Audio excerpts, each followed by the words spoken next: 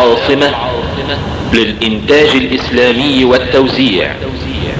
تقدم بسم الله على السجايا صادقة، على المعاني شيقة، بالقدوة المباركة والمنهج الرباني، بالقدوة المباركة والمنهج الرباني. رب الورى ربنا من الظالمين، فأزلهما الشيطان عنا فأخرجهما مما كانا فيه، وقلنا اهبطوا بعضكم لبعض عدو، ولكم في الأرض مستقر ومتاع إلى حين. فتلقى آدم من ربه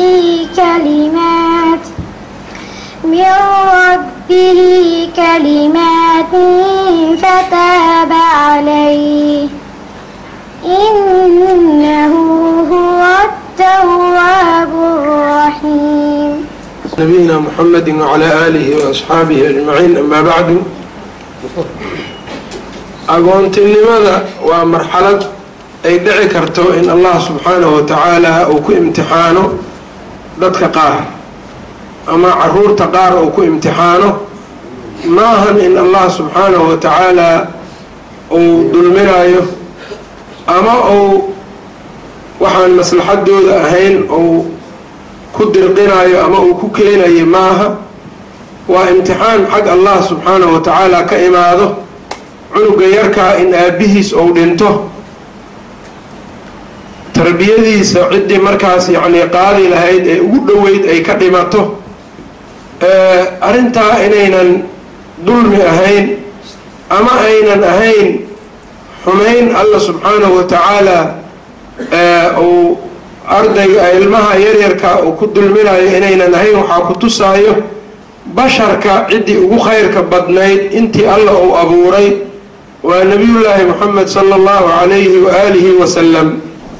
isagaa soo maray agoontinimada oo wuxuu leeyahay allah subxaanahu wa tacaala alam yajidka yatiiman fa aawaa. rasuulka sala allahu calayh waali wasalam aabbihiisna isagoo calool ku jiro dhintay, hooyadiina isaga oo 6 sano jiro ayay dhimatay, sida kutubta siirada ama taariikhda nebiga ka waranto ay tilmaamayso. haddii marka agoontinimadu ay tahay naqsi weyn oo alle ama dulmi alla subxaanahu wa tacaala, dulmigu waa ka hufan yahay. haddii ay tahay addoonkii ugu khayrka badnaa inta uu abuuray, agoontinimo ma uunan ka yeeleen. sidaasoo ay tahay, maadaama dad qofkii ugu dhowaa ilmaha agoontaa marka uu ka dhinto oo ay agoon noqdaan, waxay gelayaan dad marka ay isugu darsantay yaraan, maslaxadoodii aynan qabsan karin, iyo ciddii u qaba lahayd ee ugu firfircoonaydna ay ka baxdo. marka allah subxaanahu wa tacaala bulshada ayuu wuxuu amray muslimiinta ah dadkaas agoontaa inay gacan qabtaan oo ay tabantaabiyaan oo ay tarbiyadooda iyo waxbaridooda iyo noolayntooda ay ka qayb qaataan. waxa ugu horeeyo alla uu dardaarmayna waxa ay tahay maalkooda in marka ugu horeysa loo nabadgeliyo. wa aatu lyataama amwaalahum walaa tatabadalu lkhabiisa biاlطayib walaa ta'kuluu amwaalahum ilaa amwaalikum inahu kaana xuuban kabiiraa. ayuu alla yidhi maalkooda siiya, agoonta u daaya, oo maalkiina iyo kooda intaad isku dartaan ha cuninina. ilaa alla subxaanahu wa tacaala uu yidhi wabtaluu lyataama xataa idaa balaguu nikaaxa fain aanastum minhum rushdan fadfacuu ilayhim amwaalahum. haddii aad ka garataan inay qaan gaareen, maslaxadooda inay qabsan karaan, maalkooda siiya, marqaatina u sameeya marka aada siinaysaan. waa inaan marka agoonka waa daciif, waa taag daran yahay, aan loogu xadgudbin. dardaaranada waaweyn oo alla uu jeediyey ka mid tahay oo allah subxaanahu wa tacaala marar badan ba wuxuu yidhaahdaa agoonta ixsaanfalkooda yuu ka hadlaa maalkoodii sidaasuu alla uga dardaarmay dunuubta waaweynna waxaa ka mid ah maalka agoonta oo la cuno oo yacni xaqdarro lagu cuno qofka u shaqaynayo waa loo ogol yahay wax isaga markaa hadduu faqiir yahay ku filan inuu ka qaato oo isagoo kale uu ku shaqeeyo oo allah subxaanahu wa tacaala waxa uu yidhi waman kaana ghaniyan falyastacfif waman kaana faqiiran falya'kul bilmacruuf qofkii wax haysto ha ka dhowrsada maalkaas agoonta oo ixsaan waxa ugu qabto ha u dadaalo qofkii aan waxba haysanin oo isagu ay soo hoos galeenna falya'kul bilmacruuf si macruuf ah oo sharcigana macruuf ku ah caqliga iyo curfigana macruuf ku ay lagu yaqaano ha uga qaato wixii uu ka qaadanayo saasuu allah subxaanahu wa tacaala uu yidhi ee nabiga sala allahu calayh waali wasalama dadka ducafada ee bulshada ka mid ah in loo dadaalo ayuu aada u dardaarmay dadkaa marka ducafadee taagta daran agoontaa ka mid ah oo rasuulka sala allahu calayh waali wasalam waxa uu yidhi ana wakaafilu lyatiimi fi ljannati ka haatayn aniga iyo midka agoonka maamulayo oo kafaalo qaadayo jannada dhexdeeda waxaan isugu nahay sidan oo kale yacni nebigu uu ag joogaa qofka agoonka kaalmeeyo isaga waxbuu isu taray keyrkiis oo daciif ana waxbuu u taray waa agoonka kafaaladiisu kuma koobna wax uu cuno in la siiyo suuqana lagu soo daayo waxaa laga yaabaa haddii waxuu cuno la siiyo tarbiyana aan la siinin nafsadiisiina inuu dhibo dadka kalena inuu dhibo ayaa dhici karto waxa ugu muhiimsanay agoonkan la siiyaa waxa ay tahay in lagu nooleeyo waxbarasho wax la baro bani aadamka iyo xayawaanka farqiga u dhexeeya waxay tahay bani aadamku caqligiisa u adeegsadaa waxbuu bartaa waxbuu bedelaa nafsadiisuu bedelaa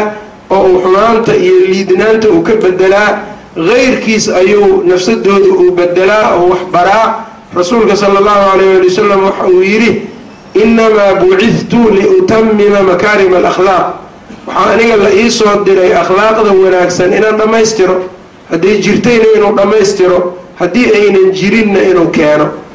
marka nabigeena sala allahu calayh ali wasalam isaga ayay akhlaaq ku dhammayd oo alla uu yidhi wainaka la calaa khuluqin cadiim dabeecadiisa iyo khuluqiisuna waxay ahayd caaisha markii la weydiiyo dad ugu dhoweyd waxa ay tiri kaanat khuluquhu lqur'aan nabiga dabcigiisa iyo dabeecadiisu qur-aanka oo lagu dhaqmay ahayd ilmaha yareerkaa marka waxa ugu horeeyo xiriirka alle ay la leeyihiin haddii la baro ilmaha agoonka ixsaan aad iyo aada u weyn baa loo sameeyey maxaa yeeley hadduu dhintana isagoo muslim u dhimana haddii uu noolaadana wuxuu ku noolaanayaa islaamnimadii iyo wanaaggii haddii uu barbaaro uu korana dadkiibuu anfacayaa allah subxaanahu wa tacaala xuquuqda markuu ka hadlayay wuxuu u hormariyey xaqa alla uu nagu leeyahay qaala tacaala wacbudu llaha walaa tushrikuu bihi shay-a alla caabuda cibaadadana cid kale haugu darinina qul tacaalow atlu maa xarama rabbukum calaykum anlaa tushrikuu bihi shay-an waxa ugu horeeya marka waxa ay tahay xaqa alle in meel la dhigo oo alle loo saafigareeyo wuxuu nabigu sala allahu calayh ali wasalam mucaad uu ku yidhi yaa mucaad atadri maa xaqu llahi cala alcibaad mucaadow ma taqaanaa alla xaqow addoommada ku leeyahay qultu allahu warasuuluhu aclam mucaad wuxuu yidhi alle rasuulaa og markaasuu nabigu sala allahu calayh ali wasalam uu yidhi xaqu llahi cala alcibaadi an yacbuduuhu walaa yushrikuu bihi shay-a xaqa alla uu addoommada ku leeyahay waa inay keligiis caabudaan oo aynan cibaadada cid kale waxba ugu darin sidaa inay yeelaan cunuga yarkaa marka tarbiyadaas markuu helo oo rabbigii abuuray lagu xiro isagiina waa is anfacayaa waalidkiis dhintayna waa anfacayaa dadkana waa anfacayaa qofkii ku xirayna ajar aada u badan buu leeyahay kalaamka rabbigiis in la baro oo hadda yacni sidan quruxda badan ee yacni qur-aankiina la baraayo aada iyo aaday qof walboo mu'mina u farxad gelinaysaa يعني آد ugu riyaaqaya waa farxad gelinaysa suruur iyo farxad iyo wanaag inuu yididiiloodo ay keenaysaa taasna marka waa marka labaad shayga labaad ee la baro rasuulka sallallahu alayhi wasallam wuxuu yiri khayrukum man ta'allama al-qur'ana wa 'allama waxa idinku fiican ka qur'aanka barto dadkana baro ka qur'aanka barto dadkana baro dadkan marka ilmaha aabayaalkood nool yihiin waxaa dhici karta aabayaalkii baa u nool iyagii baa dugsi geysanayo iyagii baa lacagta la daba taagan laakiin kan bulshada kamida ee aabihiis alla uu oofsaday ee Allah subhanahu wa ta'ala inaga uu nagu imtixaanayo yaa isaga marka u maqan isaga marka waxay tahay in aad looga fakaro isaga ayay tahay in aad looga fakaro maxaa yeelay adiga ma garanaysid wax ku anfici doono waxaa laga yaabaa ilmahaaga inaad wanaag badan la jeclaato ku dadaasho waxba inay ka imaan waayaan cunug iska agoon ahna oo meel lagu tuuray oo laga soo qabtood wax bartayna inuu adiga qabriga marka aad gasho wax badan oo sabab kugu noqdo oo nabiga sallallahu alayhi wa sallam waxa uu yiri idaa maata al-insaanu qofku hadduu dhinto inqata'a 'amaluhu 'amalkiisu waa go'aa ilaa min 3 maahe waxaa ku jirtay aw cilmin yuntafa'u bih cilmi lagu intifaaco qofkii qof baro marka uu dhinto wax ka haray noqonayaan haddana qof u sii baahan weliba kuma sii jiraan waajibaadka caamka ana waxaan ogsoonahay sharcigu furuud min alfuruud alkifaa'iyyaad ay ka mid yihiin fardu kifaaya waxaa weeyaan dadkii bulshadii meel degan qayb ka mida inay la timaadaa qasab ah haddii aanay la imaanin qolo kulligood waa dambaabayaan cunug meel lagu tuuray bacmadoo lagu riday ee meel laysaga tuuray haddii aan la soo qaadin in aan la korinin tarbiyadiisa la sixin in allaale inta meeshaas degan kulligood dembi bay wada qaadanayaan maxaa yeelay qayb ka mida haddii ay u istaagtana dembigii waa ka dhacayaa ajarkana waxaa qaadanaya qoladii u istaagtay agoontu marka waxay ka mid yihiin dadkaas lagu imtixaanay ninkii caruur leh oo isagoo caruurtiisu u nool wuxuu ku imtixaanan yahay kuwaan aan wax waalid u noolayn ayuu ku imtixaanan yahay wixii uu u qaban karo inuu u qabto bacd al-aathaar waxay tilmaamaysaa waxyaabaha quluubta jilciyo waxaa ka mid ah agoonka loo ixsaan falo nabiga sallallahu alayhi wa sallam saasaa laga wariyey quluubtii waa iska qallashay aad iyo aaday u qallashay waxyaabaha jilciyo waxaa ka mid ah al-ixsaanu ila al-yataama agoonta oo loo ixsaan falo ajrigaa faraha badanna nabiga sallallahu alayhi wa sallam wuu ku sheegay dadkii meel joogana haddii ay wax isla qabtaan oo khayr iyo wanaag ay ka shaqeeyaan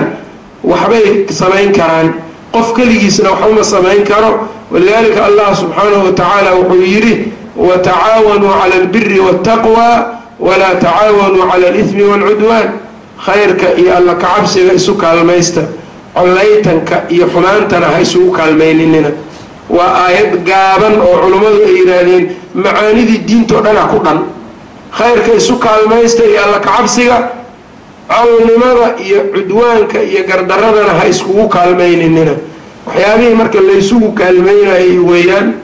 meeshaan waxyaabahan marka lasoo bandhigayo waxay ku qurux badan yihiin waxa ay tahay qofkii aan arkinna inuu arko qofkii jooga halkan joogana inuu arko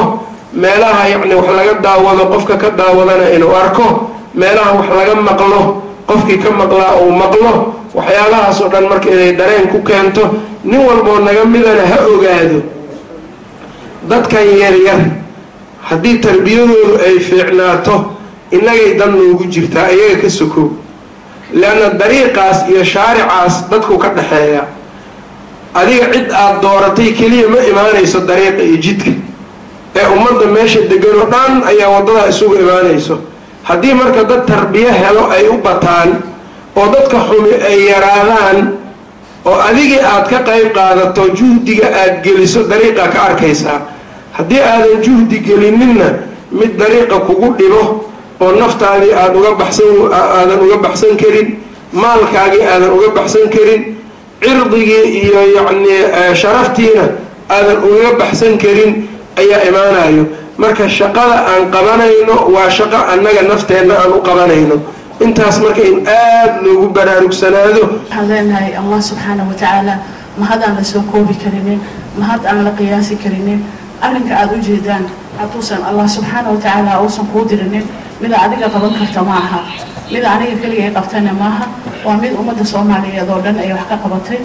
laakiinse waxaan un lahaa asbaabteedii iyo kicideedii ayaan lahaa marka alxamdulilah cid walba oo maaragtay ka qayb qaadatay oo maaragtay arrinkan u istaagtay waxaan leenahay kulligii jazaakum allahu khayr noocyo aad u tiro badan dad iyagu kaga soo qayb qaateen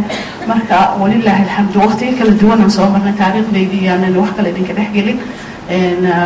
waqti aad u adagaan soo marnay walilaahi alxamdu waqti aan ku faraxsanayn inaan jiingada inta dhisano aan maaragtay meelay qur-aanka ku bartaan aan ku bilaabno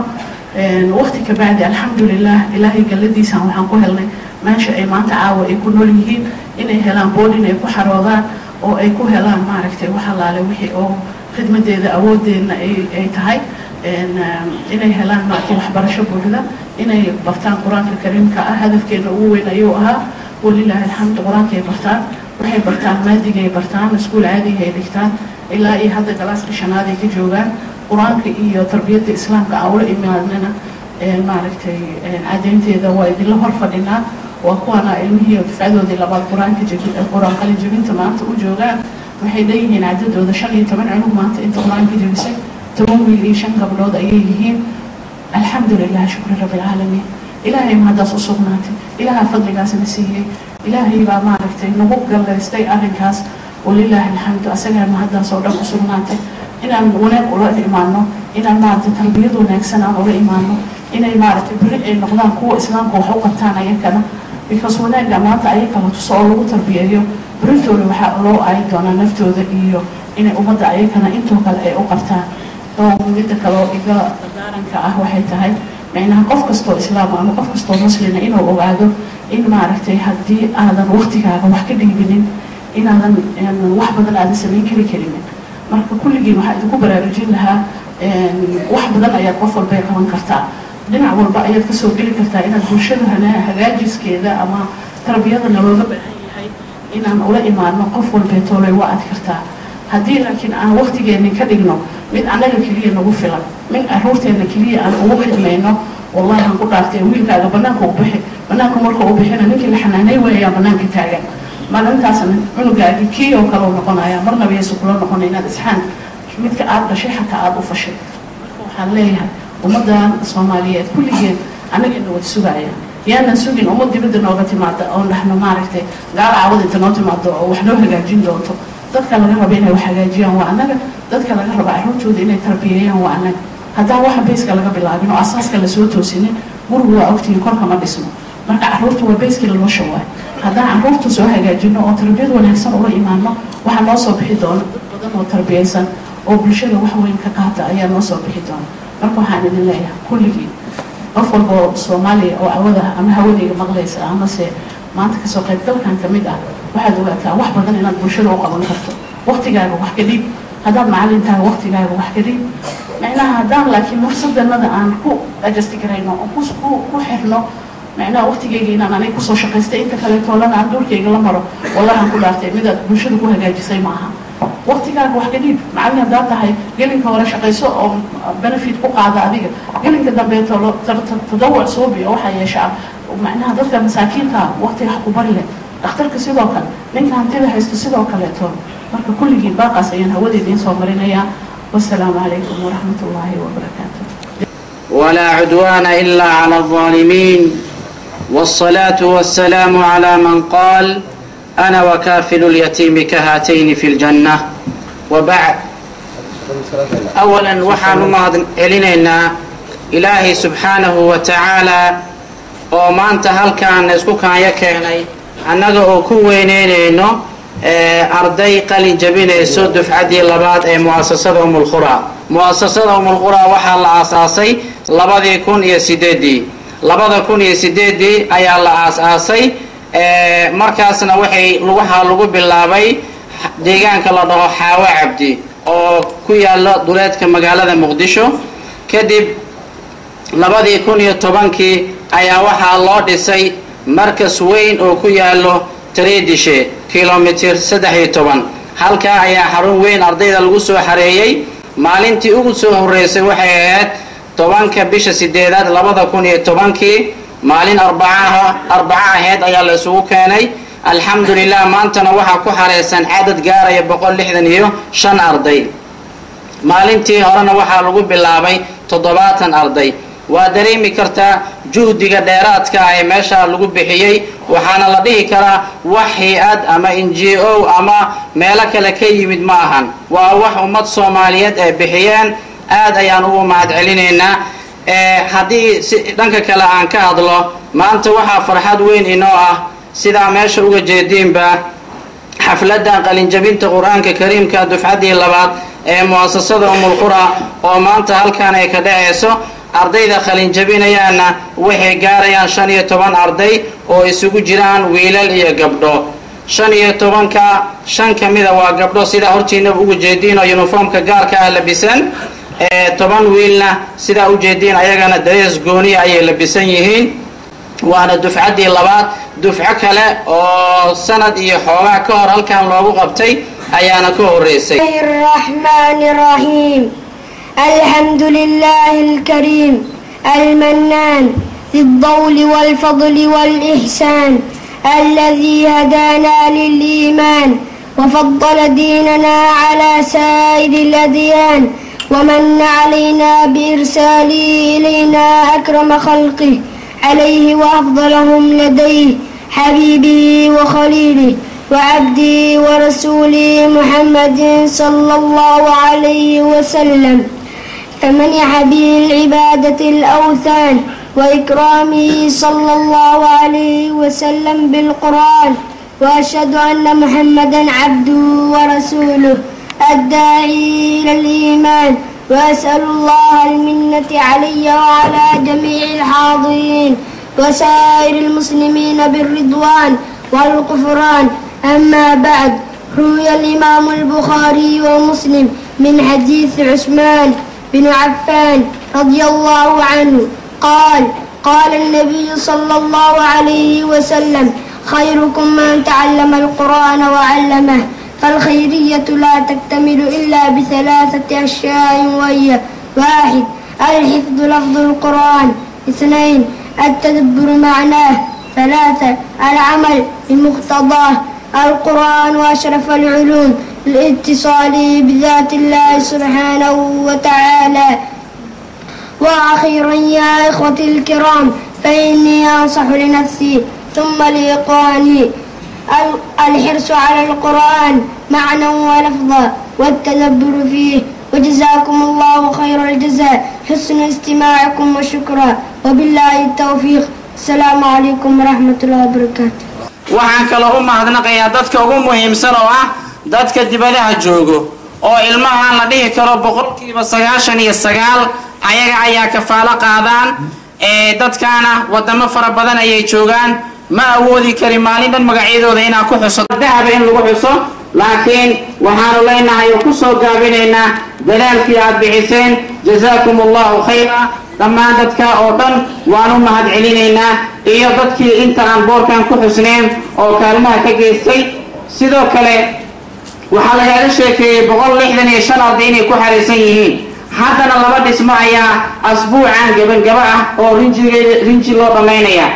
dadka liiska ardayda sugitaanka Ummul Qura waxay maantadan in la hadlayo liiska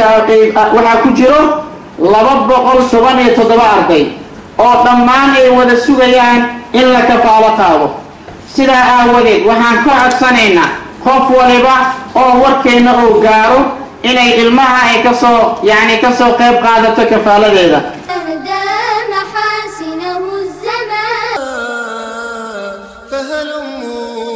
واخدموا خير بلادي واخدموا خير بلادي واخدموا خير بلادي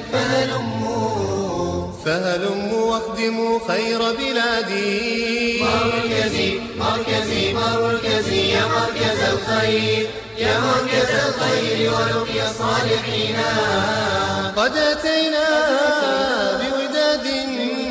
قد أتينا بوداد نشر النور المبينا. بني الإسلام على خمسة أركان في الدين: صوم وصلاة وزكاة حج والشهادين. صوم وصلاة وزكاة حج.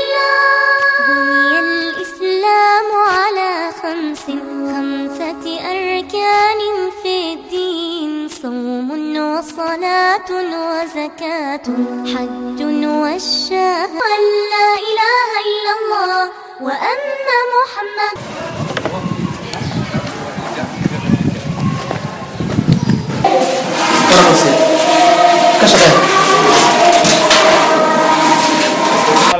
oo maaragtay ceelka waqtigiisa oo nagu qaatay horta hore maanta waxay tahay taariikhda 7 bisha 6 2014 waxaana bilownay ramadaankii hore ramadaankan hadda la soo hayay kiisa kale ilaa iyo waqtigaas waa dareemi kartaan yani qofkii maqashana waxay u leeyahay macquul maaha inay tiraahdo laakiin waxa ogaataan still inay macquul tahay muddadaas tirada badan la soo jirnay markii weekii oo dhan ay wiilashan saan u tacbaan oo saan ay u dhibtoodaan waxa laga yaabaa hal midkii farbis inay qodobto marka dhulka dibkiisa aad u tiro badan yahay mar baad aad u tiro badan aan galnaa mar dhagax aad u tiro badan aan galnaa dhulkan aad u jeedaan hadda taan oo geeska ceelka ah waxaan ka buuxinay waxay ahayd ciid shalay waxay nagu qaadatay waqti aad u adag ka tarbiil inaan u soo intireyno oo maaragtay ka tarbiilka ciid ceelka laga soo bixiyo ka saaro alxamdulillah hawl aad u tiro badan waaye aniga waqtigaas ilaa 7 bilood ay bishaan hadda ii tahay ayaan joogaa intaasna ceelka dadaalkiisa ayaan u joogaa maalin walba tigidhkayga bedelayay bukinkiisa inaan bal biyaha keena aan lahaa balse hadda tigidhkayga taagtiisii waa taagan yahay mar dambe lama bedeli karo qasbanha inaan soo baxo marka insha Allah dad aad u khayr badan oo hore ugu hayay gacanta ayaan uga soo tegi doonaa inay soo dhameystiraan inaan maaragtay waxyaabaha oo ceelkan ilaahay ka rajaynayna inaan ka helno aad oo mahadsantiin jazakumullahu khayran.